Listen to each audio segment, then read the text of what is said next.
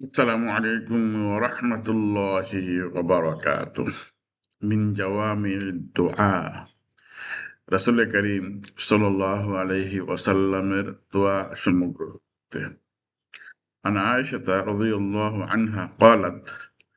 قلت يا رسول الله أرأيت إن علمت أي ليلة القدر ما أقول فيها قال قولي اللهم إنك عفو كريم تحب العفو فاعف عني قال هذا حديث حسن صحيح আয়েশা রাদিয়াল্লাহু তাআলা আনহা সূত্রে বর্ণিত তিনি বলেন আমি বললাম হে আল্লাহর রাসূল যদি আমি লাইলাতুল কদর জানতে পারি তাহলে সে রাতে কি বলবো তিনি বললেন তুমি বলো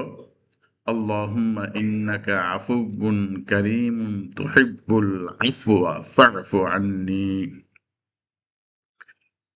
দোয়াটির অর্থ হচ্ছে হে আল্লাহ তুমি সম্মানিত ক্ষমাকারী তুমি মাফ করতেই পছন্দ করো অতএব তুমি আমাকে মাফ করে দাও হাদিসটি ইমাম তিরমিজি বর্ণনা করেছেন হাদিস নম্বর 3513 যদিও হাদিসটি উম্মুল মুমিনিন আয়েশা রাদিয়াল্লাহু তাআলা আনহা রমাদান মাসের কদরকে সামনে নিয়েই বলেছেন এর ভাব এর অর্থ এর গুরুত্ব সারা বছরই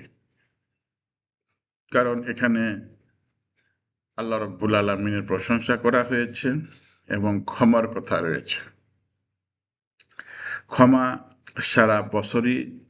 চাইতে হবে চাওয়ার সুযোগ রয়েছে আল্লাহ রাব্বুল আলামিন প্রতিদিন শেষ রাতে প্রথম আকাশে এসে ক্ষমার ঘোষণা করে থাকেন এজন্য এই দোয়াটি আল্লাহুম্মা ইন্নাকা আফুউন কারীমুন তুহিব্বুল আফওয়া ফা'ফু আন্নী দোয়াটি ছোট্ট হলেও অত্যন্ত শক্তিশালী এজন্য যে কোনো সময়ে যে কোনো জিকির আজকারের বৈঠকে যে কোনো সময়ে এই দোয়াটি পাঠ করা যাবে পাঠ করতে হবে আল্লাহ আমাদের দোয়াটি পাঠ করা তৌফিক দান করুন আল্লাহুম্মা ইন্নাকা আফুউন কারীমুন তুহিব্বুল আফওয়া ফা'ফু আন্নী